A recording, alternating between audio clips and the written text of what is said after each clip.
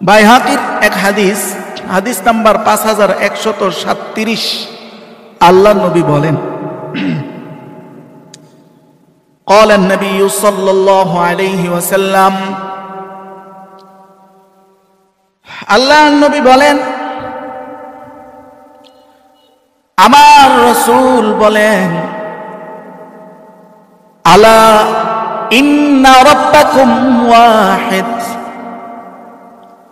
আমার নবী বলেন, হে আমার উম্মত, তোমাদের রব একজন, তিনি কে? ওয়া ইন্না আবাকুম ওয়াহিদ, তোমাদের পিতা একজন, তিনি কে? হযরত আদম আলাইহিস সালাম। মূল পিতা কে? হযরত আদম। সারা পৃথিবীর মানুষের পিতা একজন, নাম কি? আদম। এরপরে নবী বলতেছেন, আলা লা ফাদলা লিআরাবিয়্যিন আলা আজামিয়্যিন ওয়ালা লিআরাবিয়্যিন আলা আজামিয়্যিন ওয়ালা লিআজামিয়্যিন আলা আরাবিয়্যিন। আমার নবী বলে, শুনে রাখো, কোন আরবি ব্যক্তির কোনো মর্যাদা নাই অনারবির উপর, কোন অনারবির কোনো মর্যাদা নাই কোন আরবি ব্যক্তির উপর।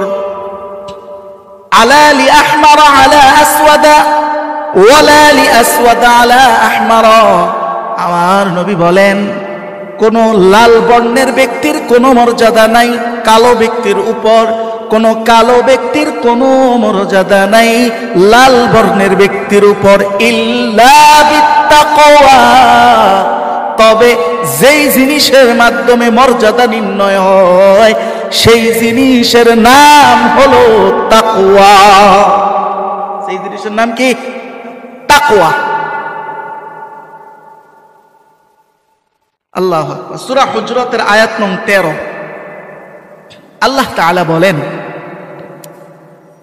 ইয়া আইয়ুহান নাস ইন্না খলাকনাকুম মিন যাকারিন ওয়া উনসা ওয়া জাআলনাকুম শুউবান ওয়া ক্বাবাইলা লিতাআরাফু ইন্না আকরামাকুম ইনদাল্লাহি আতকাকুম ইন্নাল্লাহা আলিমুন খবীর। আল্লাহ তাআলা বলেন, ইয়া আইয়ুহান নাস, হে মানব জাতি, ইন্না খলাকনাকুম মিন যাকারিন ওয়া উনসা, তোমাদের সবাইকে আমি সৃষ্টি করেছি এক নারী এবং এক পুরুষ থেকে। এক পুরুষ নাম কি? আদম। এক নারী নাম কি? আমরা এটারে বাংলায় বলে হাওয়া, এটা মূলত আরবিতে সঠিক নাম হচ্ছে হাওয়া। আমাদের গ্রামের ভাষার সাথে মিলে যায় না, ওটা তো আরবি, ছোট হা দিয়ে হাওয়া আলাইহাস সালাতু ওয়াস সালাম। আচ্ছা, হাওয়া বললে যে গুনাহ হবে এমন কোনো বিষয় না, আমাদের ভাষার তরিকা অনুযায়ী আমরা বলি।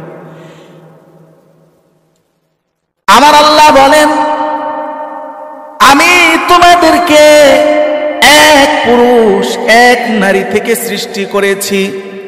ওয়াজআলনাকুম শুউবান ওয়া ক্বাবাইলা লিতাআরাফু, আর এই যে তোমাদেরকে বিভিন্ন বংশে বিভিন্ন জাতি গোষ্ঠীতে পার্থক্য করেছি, এইটা কোনো মর্যাদার জন্য নয়। আমার আল্লাহ বলেন, এইটা তোমাদের মাঝে পরস্পর পরিচিতির জন্য, মর্যাদার জন্য নয়। কিসের জন্য? পরিচিতির জন্য। বিষয়টা বুঝেন। পুরা চাঁদপুরের নাম যদি হইতো মানুরি, পুরা চাঁদপুরের নাম যদি কি হইতো? মানুরি। পুরা চাঁদপুরে যত জায়গা আছে, তাহলে আপনি চাঁদপুর শহরে গিয়া যদি কেউ জিজ্ঞাসা করতো, ভাই আপনি কোন জায়গা থেকে আসছেন, যদি কইতেন মানুরি, চিনতো? সম্ভব? আল্লাহ বলেন, এই যে তোমাদেরকে জাতি গোষ্ঠীতে পার্থক্য করেছি, তোমাদের পিতা তো একজন, তুমি যেই বংশের হও না কেন তোমার পিতা একজন, তোমার রব একজন। অতএব তোমাকে আমি পার্থক্য করেছি পরস্পর পরিচিতির জন্য। দেশের নামের পার্থক্য, বংশের নামের পার্থক্য, গোষ্ঠীর নামের পার্থক্য পার্থক্য, তুমি যাতে একে অপরের সাথে পরিচিত হতে পারো নামের পরিচয় দিয়ে। কথা কি বুঝে আসছে? তাহলে আমাদের দেশে আমরা কি মনে করি? বংশ কিসের? মর্যাদার প্রতীক মনে করি কি করি না? করি না আমরা এটা? বংশ মর্যাদার, অথচ আমাদের পিতা একজন, আমাদের রব একজন। আমরা সবাই যেই পাড়ারই যে আদম থেকে আসছে, সর্দার বাড়ির মানুষ সেই আদম থেকে আসছে। পিতা একজন, উৎস একটা মাত্র, একটা মা একজন, যাদের থেকে আমরা আসছি। তাহলে এই যে জিনিসগুলো আল্লাহ করেছেন, আল্লাহ বলতেছেন এগুলো পরস্পর পরিচিতির জন্য। সব গোষ্ঠীর নাম যদি একটাই হয় তাহলে এটা পরিচয় দিবে কিভাবে? পরিচয় বহন করা যাবে না। সব জায়গার নাম যদি এক হয় তাহলে একে অপরের কাছে পরিচিত হবে কিভাবে? শুধু এই কারণে আমি এটা দিচ্ছি, আর অন্য কোনো কারণ না। ইন্না আকরামাকুম ইনদাল্লাহি আতকাকুম, আমার আল্লাহ বলেন তবে শুনে রাখো মর্যাদার জায়গা আছে। ওই মর্যাদার মাধ্যম বংশ নয়, মর্যাদার মাধ্যম আল্লাহর কাছে সব থেকে সম্মানিত যার মধ্যে তাকওয়ার পরিমাণ বেশি। বলেন সুবহানাল্লাহ। এটা হলো আল্লাহর কাছে মর্যাদার মাধ্যম, বংশ না। এই আয়াতের তাফসীর, প্রেক্ষাপট, কোন প্রেক্ষাপটে সূরা হুজরাতের আয়াত নং 13 এইটা উল্লেখ হয়েছে, এই প্রেক্ষাপট বর্ণনা করতে গিয়ে তাফসিরে বাগাউইতে একাধিক প্রেক্ষাপট এনেছেন, একাধিক। আমি এর মধ্যে ইম্পর্টেন্ট দুইটা প্রেক্ষাপট বলবো। তাফসিরে বাগাউই খণ্ড নম্বর 7 পৃষ্ঠা নং 348। قال ابن عباس, ইবনে আব্বাস এই আয়াতের একটা প্রেক্ষাপট বলেছেন। উনি বলেন নাযালাত হাযিহিল আয়া ফি সাবিত বিন কাইস, এই আয়াতটা সাবিত বিন কাইসকে কেন্দ্র করে নাজিল হয়েছিল। এটা হচ্ছিল প্রেক্ষাপট। একটা কথা মনে রাখবেন, কোরআনের সব আয়াত কোনো না কোনো একটা বিষয়কে কেন্দ্র করে নাজিল হয়, কিন্তু এর অর্থ, এর যে শিক্ষা, এটা কিন্তু সার্বজনীন, এটা সব জায়গার জন্য। ধরেন নবী করিম সাল্লাল্লাহু আলাইহি সাল্লামের উপর যখন সেহের করা হয়, জাদু করা হয়, তখন এই ঘটনা জানেন তো, মানে শুনছেন না? রাসূলের উপর জাদু করা হয়েছিল, শুনছেন না?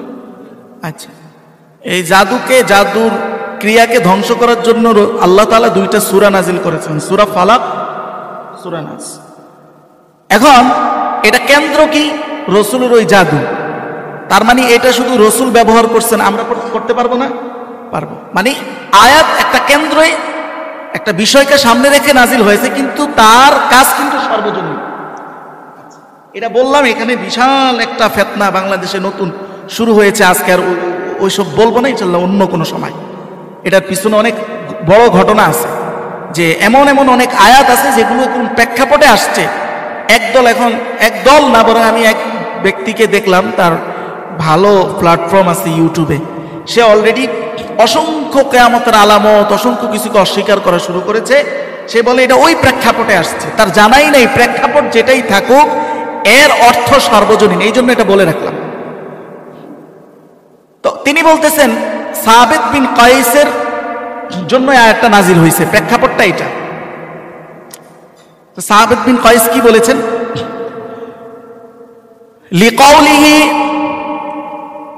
লিকাউলিহি লিরাজুলিল্লাযী লাম ইয়াফসাহ লাহু, সাবিত বিন কাইস তার একটা বক্তব্য ওই ব্যক্তির জন্য। মুফাসসির বলেন সাবিত বিন কাইস তিনি একটা মজলিসে বসেছিলেন, ওই মজলিসে আরেকজন ব্যক্তি এসে বসতে চেয়েছে, সাবিত বিন কাইস তাকে জায়গা দেন নাই, লাম ইয়াফসাহ লাহু, জায়গা করে দেন নাই, বরং বলেছেন ইয়া ইবনা ফুলানা। সাবিত বিন কাইস ওই ব্যক্তিকে তাচ্ছিল্যের সাথে ডাকলেন, ওই অমুক মহিলার পুত্র। আল্লাহর নবী এটা শুনে নিলেন। আল্লাহর নবী বললেন মানিজ যাকির আল ফুলানা, কে বলেছে এইভাবে তাচ্ছিল্যের সাথে কথাটা কে বলেছে? সাবিত বলে আনা ইয়া রাসূলুল্লাহ, আমি বলেছি।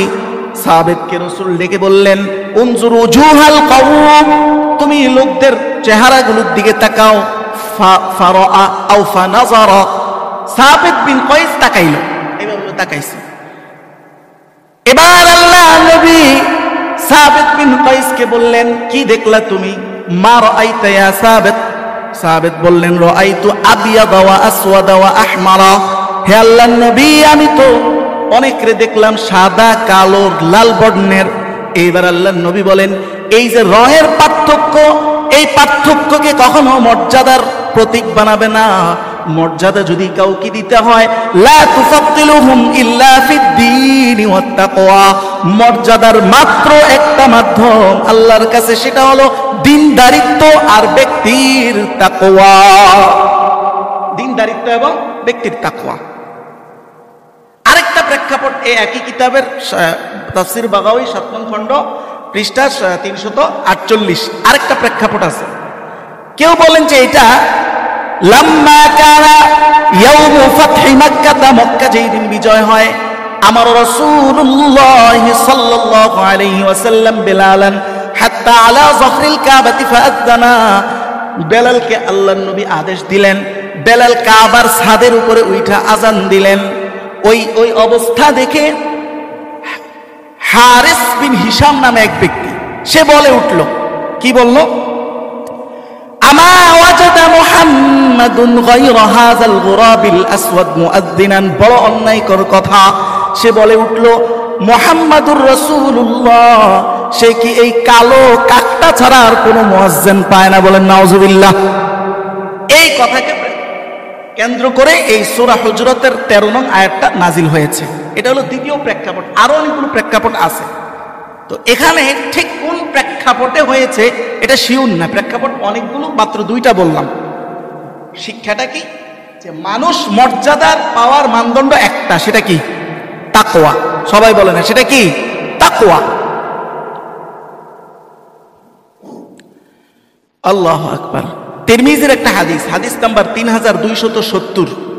মক্কা বিজয়ের পরে, মক্কা যখন বিজয় হইল, নবী করিম সাল্লাল্লাহু আলাইহি ওয়াসাল্লাম একটা খুতবা দিলেন, একটা বক্তব্য দিলেন। ওই বক্তব্যে একটা চমৎকার কথা আল্লাহর নবী বললেন। কি বললেন? আলা ইন্নাল্লাহা ক্বাদ আযহাবা আনকুম উব্বিয়াতাল জাহিলিয়া। আল্লাহর নবী বললেন, আল্লাহর শুকরিয়া, আমার রব এই মক্কা বিজয়ের মাধ্যমে জাহিলি যুগের মানুষের জাহিলি মানসিকতার যে বড়ত্ব, অহংকার, তাকে ধুয়ে মুছে দিয়েছেন। ও তাআযুমাহা বিআবাইহা। আমার নবী বলেন, তাদের বাপদাদা নিয়ে তারা যে গর্ব করত, এই একটা মানসিকতাতে তাদের ছিল, আল্লাহ তাআলা এই মানসিকতাকে শেষ করে দিয়েছেন। এরপরে আমার নবী বলেন,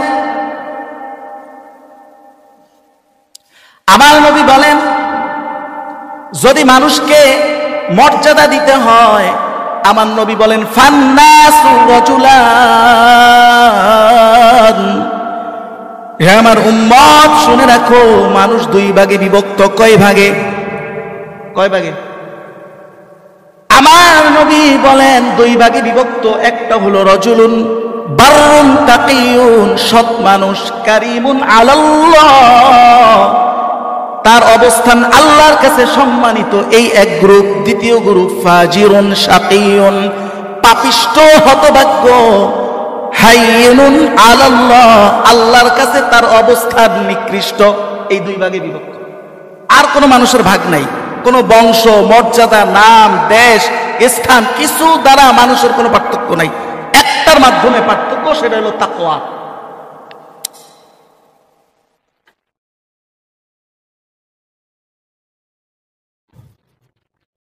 আল্লাহু আকবার। তাহলে মানুষকে যদি পার্থক্য করতে হয়, একটা মাধ্যমেই করা যাবে, সেটার নাম কি? সবাই বলে না, সেটার নাম কি? তাকওয়া।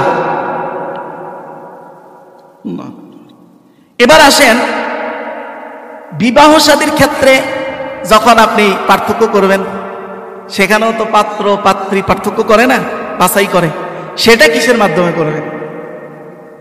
সেটার ব্যাপারে নবী করিম সাল্লাল্লাহু আলাইহি ওয়াসাল্লাম, বুখারীর হাদিস 590, রাসূলুল্লাহ বলেন, ক্বালা নবী সাল্লাল্লাহু আলাইহি ওয়াসাল্লাম, আমার নবী বলেন, তুনকাহুল মারআতু লিআরবাইন, মানুষ 4টি জিনিস দেখে সাধারণত বিবাহ করে।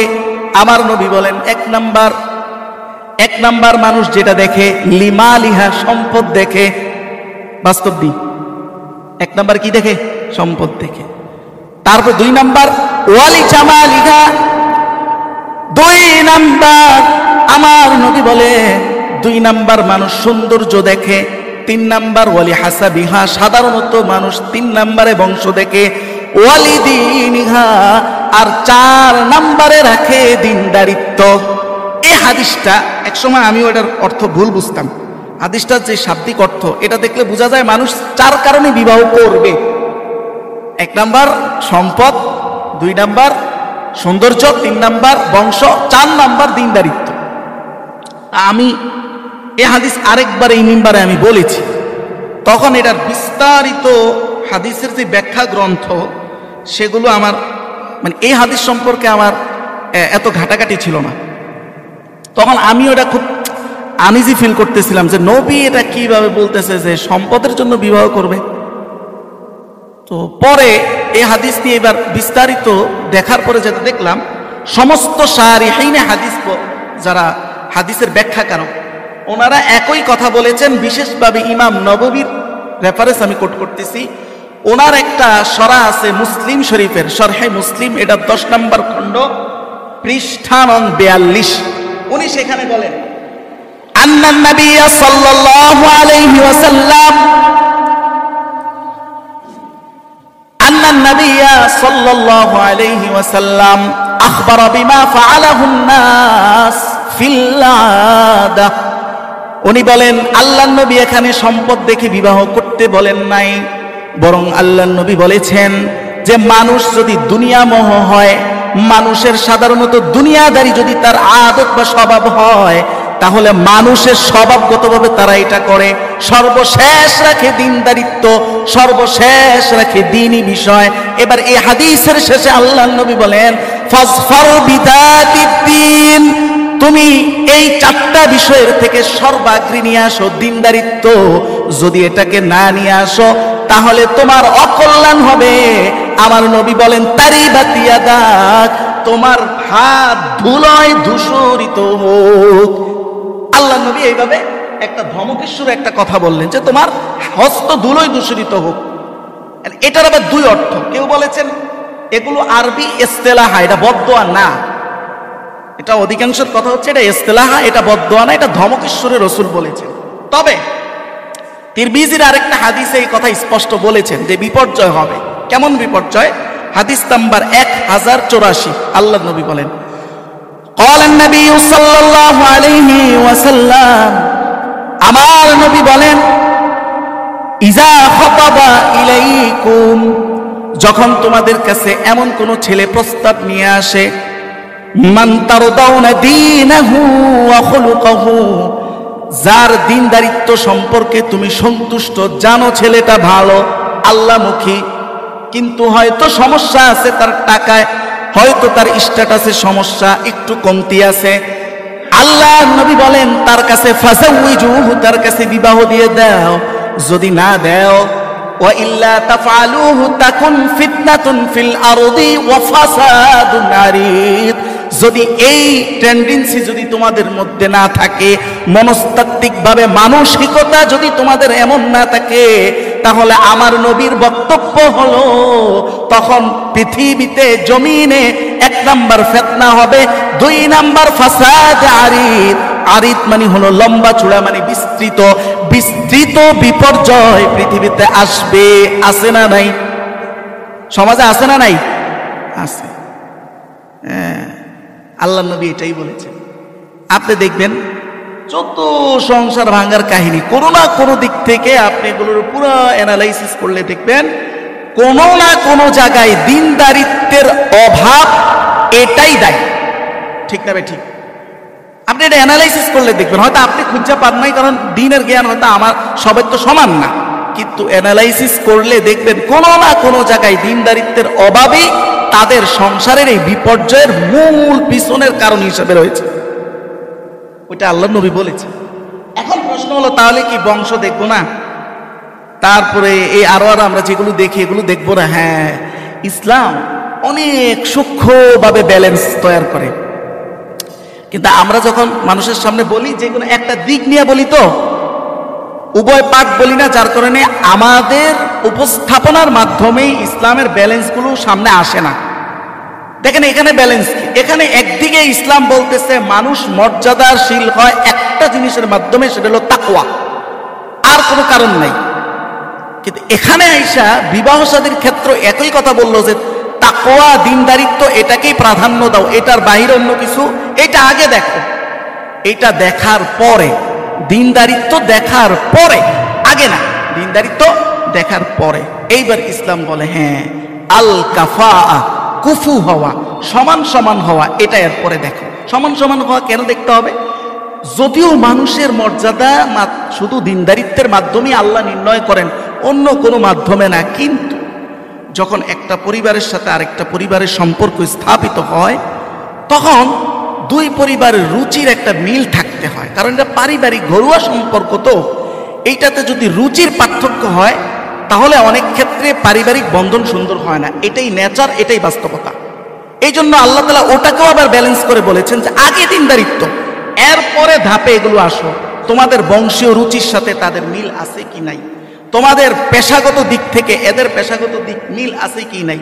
ধরেন আপনি একজন ডক্টর, এমবিবিএস ডক্টর, এখন স্ত্রী যদি হয় একেবারে বকলম, তাহলে এই ডক্টর সে যখন কথা বলবে, অবশ্য তার শিক্ষা, তার কনভারসেশনের মধ্যে তার শিক্ষা মিশ্রণ থাকবে। আমি একজন আলেম, আমার কনভারসেশনের মধ্যে সাধারণত কোরআন সুন্নাহর জ্ঞানের একটা মিশ্রণ থাকবে, এটাই স্বাভাবিক, কারণ এটা তো আমার সাবজেক্ট। এখন আমার স্ত্রী যদি এত মূর্খ হয় যে ও কি যে বুঝে না তাও বুঝে না, তখন আমার মধ্যে কি হবে? অথচ দিনদার, তখন আমার মধ্যে হবে একটা আনইজি ফিল হবে বা কমফোর্ট ফিল হবে না, একটু ভালো লাগা কাজ করবে কম।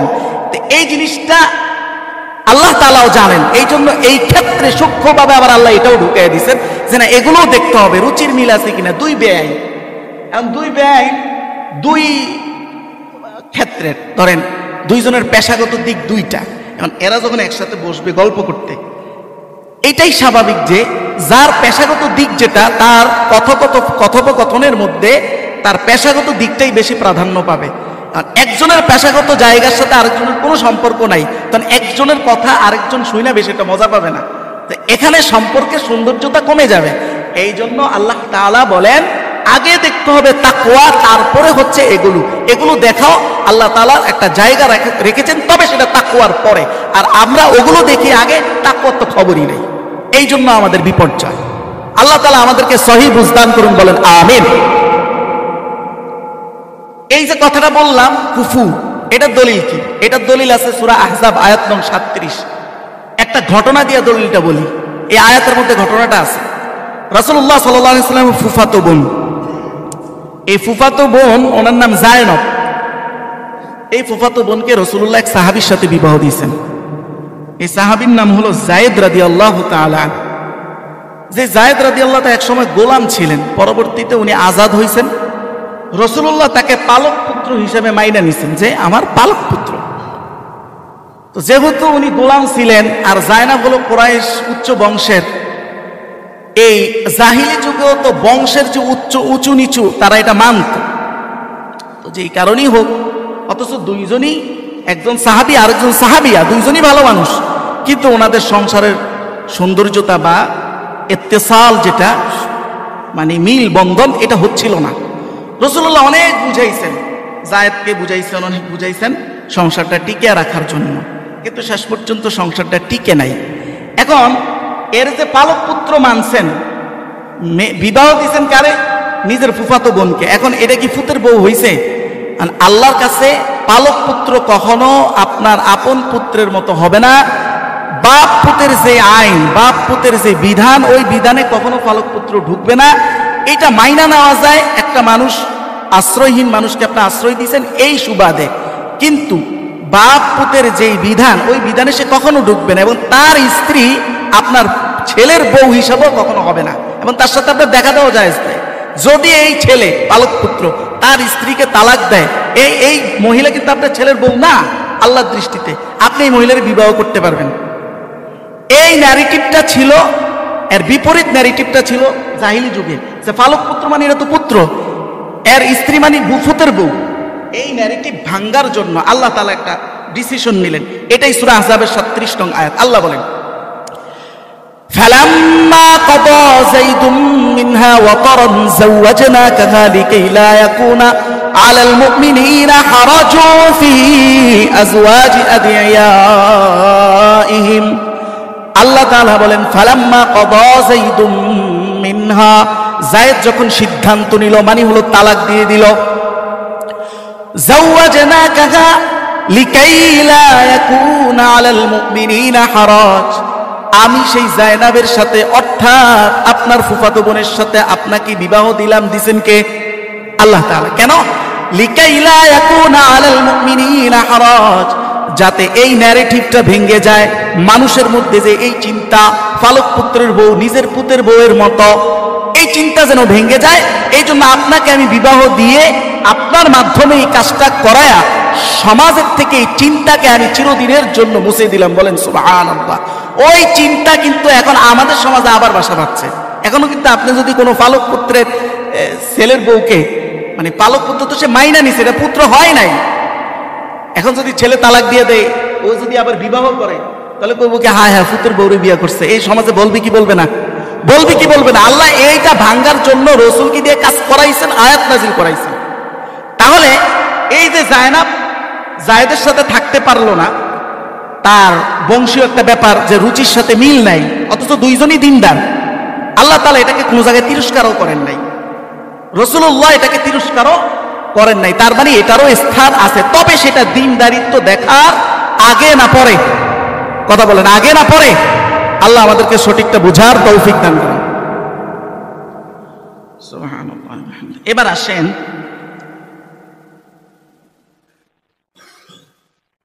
এইবার সত্যিকার অর্থে নেককার স্ত্রী ঘরের, এই যে আপনি দিনদারিত্ব দেখবেন, দিনদারিত্ব কি, একজন স্ত্রীর দিনদারিত্ব কি, এটা আজকে শুনেন। স্বামীরটা অন্য সময় বলবো। নাসাই শরীফের হাদিস নাম্বার 3234, আল্লাহর নবী বলেন, নবীকে জিজ্ঞাসা করা হয়েছে, রাসূল সব থেকে উত্তম স্ত্রী আপনার দৃষ্টিতে কে? রাসূল এবার গুনাগুন বর্ণনা করছেন। রাসূল বলেন,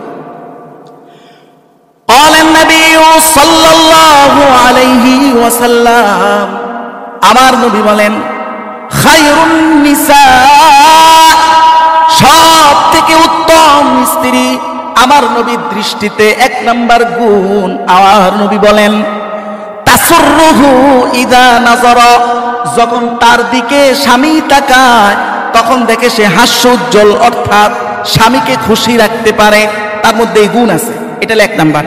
দুই নাম্বার, আমার নবী বলেন, তুতিউহু ইদা আমারা, যখনই স্বামী কোনো আদেশ করে সে অমান্য করে না, স্বামীর আদেশটাকে সে পরিপূর্ণ পালন করে। যদি সেই আদেশ আল্লাহর বিরুদ্ধে না যায়, তাহলে এমন আদেশ যেটা আল্লাহর বিরুদ্ধে যায় না, এমন সব আদেশ সে পাই টু পাই তার সাধ্য অনুযায়ী সে সব পালন করে। এটা দুই নাম্বার। তিন নাম্বার আর চার নাম্বার গুণ, আল্লাহর নবী বলেন, ওয়ালা তুখালিফুহু ফি নাফসিহা ওয়া মালিহা, আমার নবী বলেন, স্বামীর অগোচরে, স্বামীর অনুপস্থিতিতে সে স্বামীর সম্পদ এবং নিজের সত্তা সতীত্বের কোনো খেয়ানত করে না। স্বামী দেখে নাই কিন্তু সতীত্ব রক্ষা করতেছে, স্বামী দেখে নাই স্বামীর সম্পদ সে রক্ষা করতেছে, স্বামীর অগোচরে স্বামীর সম্পদের কোনো খেয়ানত সে করে না। এই চারটা গুণ যে স্ত্রীর মাঝে আছে, আল্লাহর নবী বলেন, খায়রুন নিসা, এই স্ত্রী হলো সর্বোত্তম স্ত্রী। সুবহানাল্লাহ। এটা হলো সর্বোত্তম স্ত্রীর পরিচয়, আল্লাহর নবী। এখন এই স্ত্রী পাওয়ার জন্য আমাদের যুবকদের চিন্তা হলো যে 10 বছর প্রেম করো, 5 বছর প্রেম করো, বুঝো তাকে, এই চারটা গুণ তার মধ্যে পাওয়া যাবে কিনা এটা আমরা দেখতে হবে। দেখে শুনে তারপরে নিজেদের মধ্যে বুঝা পড়া করে বিবাহ করব। আচ্ছা, আমাদের কি ধারণা, এত সুন্দর বুঝ আমার মধ্যে চলে আসছে, আর এটা আল্লাহ বুঝলেন না? আপনার কি এটা মনে হয়? এটা মনে হয়? তাহলে আল্লাহ তো যদি এটাতে যদি 100% সমাধান আমাদের জীবনের হইতো, আল্লাহ তো বিধান দিয়েই দিত, কারণ আল্লাহ তো আমাদের কল্যাণকামী। বলেন, আল্লাহ কি আমাদের অকল্যাণকামী না কল্যাণকামী? তো এটা স্বীকার করতেছেন। আচ্ছা, এবার আমরা এটা একটু দলিলের আলোকে প্রমাণ করব, প্রথম কোরআন থেকে, তারপরে যুক্তির আলোকে। প্রথমে সূরা আল ইসরা আয়াত নং 32, আল্লাহ তাআলা বলেন, ওয়ালা তাকরাবুজ জিনা ইন্নাহু কানা ফাহিশাতাও ওয়া মাকতা ওয়া সাআ সাবিলা। আল্লাহ এখানে কিন্তু জিনা করতে নিষেধ না করে বলেছেন যে তোমরা জিনার কাছে যাও না, জিনা করো না, এই কথা বলেন নাই, কোনো জায়গায় বলেন নাই। বলেছেন জিনার কাছেই যাও না, কারণ এইটা সব থেকে নিকৃষ্ট পথ। আচ্ছা, আপনি বলেন, নিকৃষ্ট পথের মাধ্যমে আপনি একটা উৎকৃষ্ট জিনিস আনবেন, এটা কি বিবেক সম্পন্ন কথা? আচ্ছা, এবার আসেন সামনে আরো, কেন এটা সম্ভব না? দেখেন, ছেলে মেয়ের মধ্যে যদি প্রেম হয়, তাহলে যেটা ঘটে, তারা একে অপরের প্রতি আস্তে আস্তে তাদের আত্মবিশ্বাস বাড়তে বাড়তে বাড়তে বাড়তে বাড়তে বাড়তে একটা সময় গিয়ে তারা কোনো না কোনো একটা নির্জনতার আশ্রয় নিবে, কোনো না কোনো দিন চান্স পাইলে। সে যখন নির্জনতায় যায়, আগে আমাদের চিকিৎসা বিজ্ঞান কি বলে, আমি একটা জায়গা থেকে রেফারেন্স করতেছি, এটা ন্যাশনাল ইনস্টিটিউট অফ হেলথ, তাদের গবেষণায় তারা দেখেছে নারী পুরুষ যখন নির্জনতায় একত্রিত হয়, তখন পুরুষের ব্রেনে টেস্টোস্টেরন হরমোন অধিক মাত্রায় নির্গত হয়, আর মহিলার ইস্ট্রোজেন হরমোন নির্গত হয়। এগুলো কি? এগুলো হলো নারী এবং পুরুষের সেক্সুয়াল ম্যাগনেটিক পাওয়ার। এবার বলেন তো, চুম্বক আকর্ষণ, দুইটা চুম্বককে আপনি কাছাকাছি আনা আর তাদের দুইজনের একসাথে লাইগা যাওয়ার মধ্যে কোনো পার্থক্য থাকে? এই জন্যই আল্লাহ তাআলা বলেছেন জিনা করো না, জিনার এটা না বলে বলেছেন জিনার কাছেই যাও না। বলেন সুবহানাল্লাহ। কারণ কাছাকাছি যাওয়া মানে হয়ে যাওয়া, এটা খুব একটা হবে না, এটা খুব কম, 99 এটা হয়ে যাবে। এবার বিজ্ঞান বলতেছে হরমোনের কারণে হয়, এটাও ঠিক, হরমোনের কারণেই হয়, এটা হলো বাহ্যিক কারণ। গোপন আরেকটা কারণ যেটা রাসূল বলেছেন, এটা বিজ্ঞান বলতে পারবে না। ইবনে হিব্বানের হাদিস নাম্বার 5565, রাসূলুল্লাহ বলেন, قال النبي صلى الله عليه وسلم, আমার নবী বলেন, লা ইয়াখলুওয়ান্না রাজুলুন বিইমরাআতিন, এমন কোন পরপুরুষ নাই যে কোন পরনারীর সাথে বিবাহর আগে সে নির্জনে একত্রিত হয়, ইল্লা কানাত সালিসুহুমা শাইতান। আমার নবী বলে তারা দেখতেছে তারা দুইজন, এখানে কেউ নাই।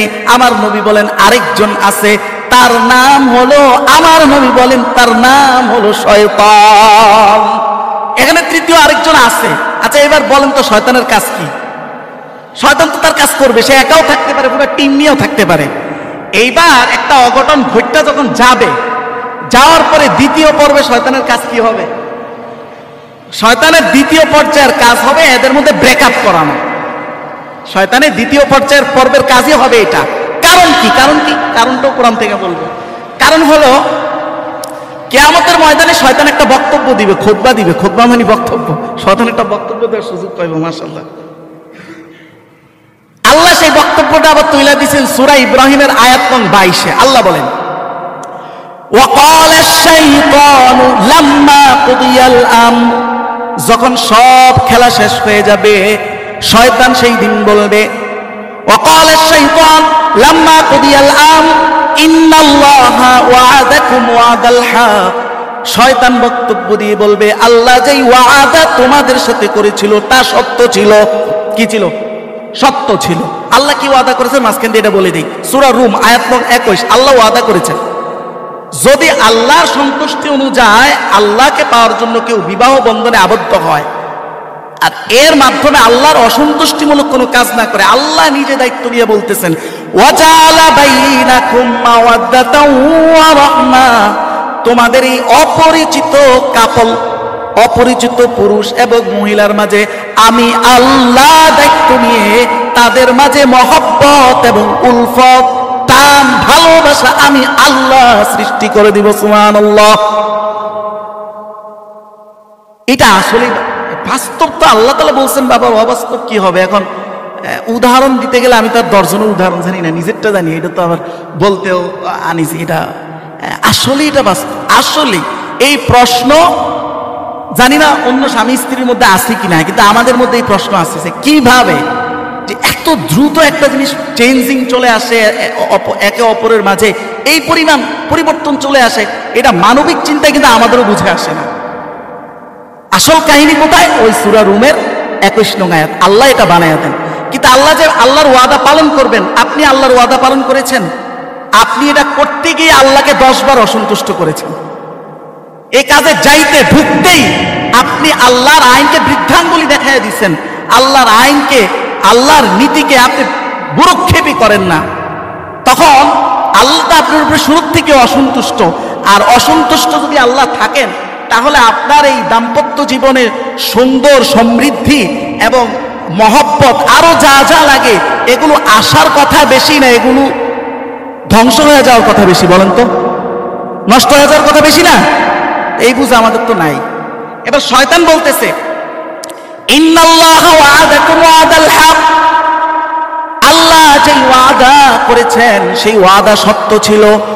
ওয়া ওয়া'আদতুকুম ফাখলাফতুকুম, আমিও ওয়াদা করেছি, ওয়াদা খেলাপ করলাম। স্পষ্ট। এই যে ছেলে মেয়েরে বুঝায় শয়তান যে এটা কর, এটা কর, এটা, ও দেখতেছে ওর মনের কথা, কিন্তু এটার পিছনে যে একজন বলতেছে ও কিন্তু এটা দেখতেছে না। এই যে শয়তান তাকে ওয়াদা দিচ্ছে, শয়তান আল্লাহ বলতেছে তার বক্তব্য এটাই, আমি ওয়াদা করলাম, ওয়াদা খেলাপ করলাম। আর আল্লাহ যে ওয়াদা করছে এটা সত্য ছিল। এখন তুমি যে এই রসানলে এখন পড়ছো, সেটা আখিরাতে হোক দুনিয়াতে হোক, তুমি যে গজবের মধ্যে পড়ছো। এবার শয়তান বলতেছে, ওয়ামা কানা লি আলাইকুম মিন সুলতানিন ইল্লা আন দাউতুকুম ফাস্তাজাবতুম লি, আরে আমার কি এমন জোর আছিল তোমাকে আকাম হাত পাও জোর করে ধরে আইনা করানোর? আমি ডাকছি আর তুমি সাড়া দিছো, তা আমার দোষ কি? শয়তানের বক্তব্য। তারপরে শয়তান বলবে, ফালা তালুমুনি ওয়ালুমু আনফুসাকুম, আজকে যদি তিরস্কার করতে হয় আমি শয়তানকে তিরস্কার করো না, যদি তিরস্কার করতে হয় বান্দা তুমি নিজেকে করো। এটা হলো শয়তান বলবে সেই দিন। তাহলে শয়তানের পজিশনটা তো বুঝছেন। এই কাজটা করে যে দ্বিতীয় পর্বে এবার শয়তান এটা দায় নিবে না, শয়তান এবার দ্বিতীয় পর্বে চলে যাবে, ব্রেকআপ। এটাই সমাজে ম্যাক্সিমাম ক্ষেত্রে হয়। এখন যখন এই মহিলা আর এই পুরুষের ব্রেকআপ হবে, যাদের একটা শারীরিক সম্পর্ক হয়ে গেছে অবৈধভাবে, এখন দেখেন সমাজে কি হবে। সমাজে যেটা হবে, এই মহিলাকে কেউ না কেউ তো বিবাহ করবে, করবে না? করবে কি না? করবে। আচ্ছা, করার পরে যেই স্বামী তার সারা জীবন এই মহিলার ঘানি টানবে, ভরণ পোষণ দিবে, ওই স্বামী এই মহিলার সতীত্ব বা কুমারিত্ব ওই স্বামী পাইল না। পাইল কে? ওই লম্পট যে এক বেলার দায়িত্ব সে নিচ্ছে না। বলেন এইটা আপনার দৃষ্টিতে বিচার না অবিচার? কথা বলে না, বিচার না অবিচার? তার মানে যৌক্তিক ভাবেও এইটা কোনোভাবেই গ্রহণযোগ্য নয়। এবারে ওই যে তাদের যে ইয়েটা, আমাদের যুবকদের যে যুক্তি যে একে অপরকে বুঝবো তারপরে বিবাহ শাদী করবো, এটাই তো ভালো। এই যে বুঝাপড়ার মাধ্যমে যেটা হয়, এটা এই 10 থেকে 15%, সর্বোচ্চ 20% এই ক্যাটাগরিটা সফল হয়। 80 থেকে 70 থেকে 80% এই ক্যাটাগরিতে কাজ বিফল হয়। আর আল্লাহ তাআলার একটা নিয়ম হলো, যেটার উপকার কম ক্ষতি বেশি আল্লাহ ওটাকেও হারাম করেন। যেটার উপকার কম ক্ষতি বেশি হারাম করেন। ধরেন আমি উদাহরণ দিলাম, মদ এবং জুয়া, এটার মধ্যে মানুষের কোনো উপকার আছে? সবাই বলেন আছে? আল্লাহ বলতেছে আছে, আপনি বলতেছেন নাই। দলিল দেই, সূরাতুল বাকারা আয়াত নং 219। আল্লাহ বলেন, ওয়ায়াসআলুনাকা আনিল খামরি ওয়াল মাইসির কুল ফীহিমা ইসমুন কাবীরুন ওয়া মানাফিউ লিন-নাস ওয়া ইসমুহুমা আকবারু মিন নাফঈহিমা। আল্লাহ বলতেছেন, হে নবী আপনার কাছে তারা মদ জুয়া সম্পর্কে জিজ্ঞাসা করে, আপনি উত্তর দিয়ে দেন। আপনি কি উত্তর দিবেন? আপনি বলেন এটার ক্ষতি বেশি। ওয়া মানাফিউ, মানফা অর্থ হলো উপকার, ওয়া মানাফিউ লিন-নাস, মানুষের জন্য এটাতে উপকারও আছে। তবে ওয়া ইসমুহুমা আকবারু মিন নাফঈহিমা, তবে এটার উপকারের চাইতে ক্ষতির মাত্রা অনেক বেশি। এই জন্য আমি হারাম করেছি। বলেন সুবহানাল্লাহ। এই জন্য আমি এটাকে হারাম করেছি। তাহলে ওই যে যুক্তি, ওই যুক্তি 20%-এর বেশি যাবে না, আর ক্ষতির জায়গা হলো 80%। এই জন্য আল্লাহ হারাম করেছেন। আপনার মনে হয় যে এই পথে যদি কোনো সমাধান হইতো, আর এই বিধান আল্লাহ দিত না আমাদের জন্য? এটাই বাস্তবতা। তাহলে আপনি দেখবেন কিভাবে? হ্যাঁ, আল্লাহ তাআলা এখানে একটা ব্যালেন্স রাখছেন। আপনি ছেলে মেয়েকে, মেয়ে ছেলেকে দেখতে পারবে, যতভাবে জানার জন্য দেখা সম্ভব দেখতে পারবে, কিন্তু সম্পর্ক স্থাপন করতে পারবে না। ক্ষতিটা সম্পর্ক স্থাপনের মধ্যে, দেখার মধ্যে না। যদি বিয়ের উদ্দেশ্য থাকে, আবার যদি বিয়ের উদ্দেশ্য না থাকে, ওই এক মহিউদ্দিন নামে এক পিসাব, আমাদের বয়সে বা একটু বড় হইব, তো তার বক্তব্য হচ্ছে যে মহিলাদেরকে আল্লাহ নিয়ামত মনে করে দেখো, যে আল্লাহ কত সুন্দর করে সৃষ্টি করেছে। এটা তো হারাম। কিন্তু যদি আসলেই বিবাহের উদ্দেশ্য থাকে, উদ্দেশ্য যদি খাঁটি হয়, তাহলে এই মেয়েকে আপনি লুকায়া দেখেন, যেইভাবে পারেন তার ব্যাপারে ইনফরমেশন কালেক্ট করতে কোনো আল্লাহ বাধা দিচ্ছে না এই জায়গায়, কিন্তু সম্পর্ক করতে পারবেন না, এটা হারাম। আল্লাহ আমাদেরকে বুঝার তৌফিক দান করুন, বলেন আমিন। সর্বশেষ কথা, এবার আসেন কোন ধরনের বিবাহ আল্লাহর কাছে সব থেকে বরকতপূর্ণ, এটার সম্পর্কে একটা হাদিস শুনেন। হাদিসটা মেশকাতে এসছে, হাদিস নাম্বার 3097। নবী সাল্লাল্লাহু আলাইহি ওয়াসাল্লাম বলেন, قال النبي صلى الله عليه وسلم, আমার নবী বলেন, ইন্না আযমান নিকাহি বারাকাতান, সব থেকে বরকতময় বিবাহ হলো আমার নবীর দৃষ্টিতে আইসারুহু মুনাতান, যেই বিবাহের খরচ যত কম। বলেন না সুবহানাল্লাহ। আমার নবী বলেন, বিবাহের খরচ যত কম, ওই বিবাহ আল্লাহর কাছে তত বরকতময়, ওটা তত বরকতময়। এখন এটার উদ্দেশ্য কি, ব্যাখ্যা কি? ব্যাখ্যা এটা না যে আপনি কিপটামি করবেন। এটার শারিহাইনে হাদিসগণ ব্যাখ্যা করেছেন যে আপনার সাধ্যের বাহিরে যেন আপনি কিছু না করেন। আপনার সাধ্য নাই, আপনি হাওলাত করে, আপনি ঋণ করে আপনি যদি বিবাহের খরচ করেন নিজের স্ট্যাটাস টিকে রাখার জন্য, আল্লাহ বলেন এই কর্মকাণ্ডের কারণে এই বিবাহের বরকত নষ্ট হয়ে যাবে, আল্লাহর কাছে এই বিবাহ বরকত পূর্ণ থাকবে না। বলেন নাউজুবিল্লাহ। তবে আবার আপনার সাধ্য আছে, অনেক কোটি টাকার মালিক, এমন কিছু করলেন যেগুলো না আখিরাতের ফায়দা দিল না দুনিয়ার ফায়দা দিল, শুধু ফায়দা দিল। আপনার টাকা আছে, এই ব্যানারটা করছেন না, আপনার টাকার আছে যে এটা জানান দিছে, আর কোনো ফায়দা নেই, আছে না? আপনার বিবাহে পুরা এলাকা লাইটিং করছেন, বলেন এটা দুনিয়ার কোনো ফায়দা আছে না আখিরাতের ফায়দা আছে? আছে। কি হয়েছে? আপনি যে টাকাওয়ালা এটা বুঝা গেছে। সাধ্য এটা করার মতো আবার টাকাও আছে আপনার। আল্লাহ বলেন, আল্লাহ নবী বলেন এটাও হারাম। এরপরে যদি আবার ঢোল বাজায়, ডেকসেট বাজায়, আরো কত কিছু হারাম পন্থার, শুধু বিবাহের ক্ষেত্রে দবের কথা আছে হাদিসে। সেই দপের কথা আমি গত সপ্তাহে বলেছি। দপ কাকে বলে? দপ বলা হয় ঢোলের দুই পাশ বন্ধ, দপের এক পাশ বন্ধ আর এক পাশ খোলা, এরকম চাক্কির মতো দেখতে। আমি কোনো সময় হাতে ধরে দেখি না, ভিডিওতে দেখেছি। এই দপ বাজানোর অনুমতি শুধু ইসলামে আছে, আর এমন কোন বাদ্যযন্ত্র যেটার অনুমতি ইসলামে আছে, কোনো বাদ্যযন্ত্র ইসলামে কোনো অনুমতি নেই, শুধু একমাত্র দপ ছাড়া। ওই দপের ব্যবহারটা আমরা সাধারণত দেখিই না। এই দপ তারা কি করবেন আবার, সেটাও বুঝেন। আল্লাহ নবী বলেছেন বিবাহের এলান, মানে বিবাহের যে ঘোষণাটা, এটা দপ বাজায় দিতে, মানে সবাইকে জানাইতে। এখন আপনি যদি শালা এলাকা দপ বাজায়া, যদিও এটা আমাদের এখানে প্রচলন নেই, কিন্তু এটা হাদিসে আসছে, দপ বাজায় যদি সারা এলাকা বিবাহের ঘোষণা দেন, সবাইকে দাওয়াত দেন, এখন সবাই মেহমানদারি করানোর মতো আবার সামর্থ্য আপনার থাকতে হবে। এক হুজুর আইছে, আল্লাহ তাআলার আদেশ, এগুলো আপনার যখন মানুষ আপনার উসুলে ফিকহ, উসুলে হাদিস, উসুলে তাফসির, এই মূলনীতি যদি আপনার একাডেমিক ভাবে না পড়ে কেউ, তাহলে জায়গায় জায়গায় সে হোঁচট খাবে। কি জন্য হোঁচট খাবে জানেন? সে বুঝতেই পারবে না এখানে আসলে অর্থ কি। আল্লাহ নবী সাল্লাল্লাহু আলাইহি হুকুম করছেন, এখন এই হুকুমটা কোন মানের? এটা কি ওয়াজিব হুকুম না মুস্তাহাব হুকুম না সুন্নত হুকুম, কি এটা সে বুঝবে না। সে বলল আল্লাহ নবী হুকুম করছে। এক মৌলবীরে দেখছি কিতাব নিয়ে আইছে, আল্লাহ নবী বলছে দপ বাজায়া বিবাহের এলান করতে, এ দপ না বাজাইলে বিবাহ জায়েজ হবে না। বলেন নাউজুবিল্লাহ। সে বুঝতেই পারে না এখানে হুকুমটা কোন স্তরে আছে।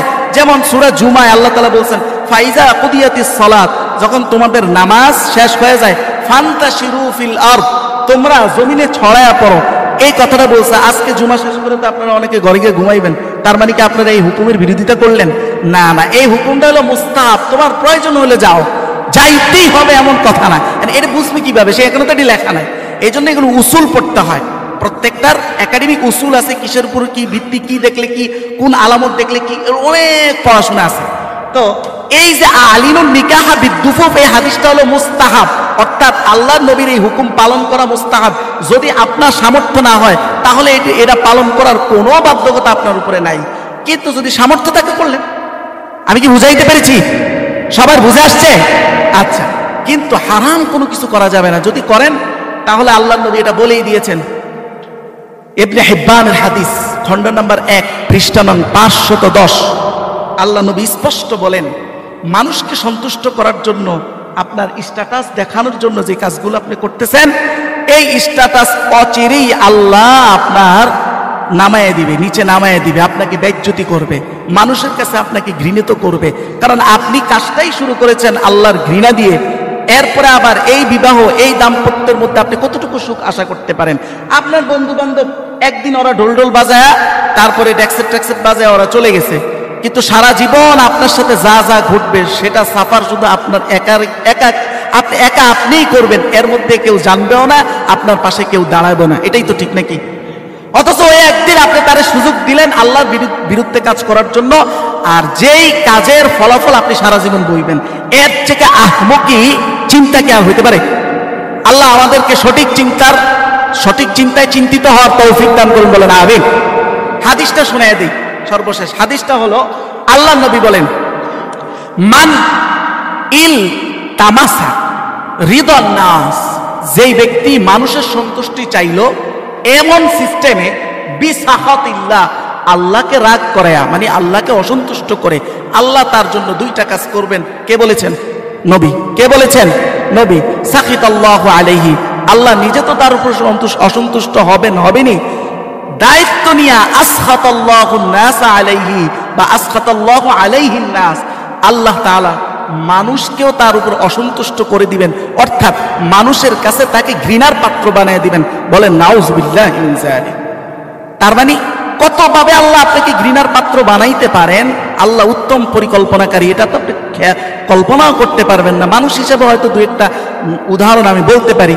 আপনার 2 দিন পরে বিবাহটা ভাঙ্গা গেল, পুরো এলাকায় দরবার বসলো, আপনার স্ট্যাটাস আছে? আছে? নাই। কিলাকিলি লাগলো? আছে? নাই। সারাদিন আপনার ঘরে মারামারি যায়, পাশের মানুষ হাসে, স্ট্যাটাস আছে আপনার? আপনার মর্যাদা আছে? নাই। তাও বাদ দিলাম, আপনার ঘরে আল্লাহ এমন এক সন্তান দিল, গ্রামের মানুষ তারে চোর হিসেবে চিনে, আছে আপনার সম্মান? আল্লাহ সম্মান নষ্ট করলে কতভাবে করতে পারে, এটা আপনি গুণেই শেষ করতে পারবেন না। এই জন্য এই সিরিয়াস, আরে বিবাহ তো হলো এমন একটা সিরিয়াস কাজ, এই বিবাহকে কেন্দ্র করে মানুষের জীবন মরণের ঘটনাও তো ঘটা যায় না? এত বড় একটা জিনিস আপনি পা দিতে চাচ্ছেন, আল্লাহর সন্তুষ্টির প্রতি আপনার কোনো ভ্রুক্ষেপে নেই। আপনার চেয়ে মূর্খ এবং আপনার চেয়ে বোকা কোনো মানুষ হতে পারে? যে আমি যে এটাতে পা দিচ্ছি, কি হয় না হয়, আল্লাহ কি করে, জীবনে কি ঘটতে পারে আমার সাথে, কিচ্ছু আমি জানি না। কত মানুষের কত কিছু ঘটছে, চোখের সামনে 4-5 বাচ্চা রেখে মহিলা চলে গেছে, তার জীবনের অবস্থা কি বলেন? কোনো খবরই নাই, সে ঢোল বাজাইতেছে। বিবাহ শাদী আপনি চিন্তিত থাকবেন যে আমার ভবিষ্যৎ কি হয় আমি জানি না, আপনি থাকবেন মুনাজাতে, আপনি নাচতেছেন, আর অবস্থান আল্লাহর বিরুদ্ধে। আল্লাহ তাআলা আমাদেরকে সঠিকটা বোঝার তৌফিক দান করুন, বলেন আমিন।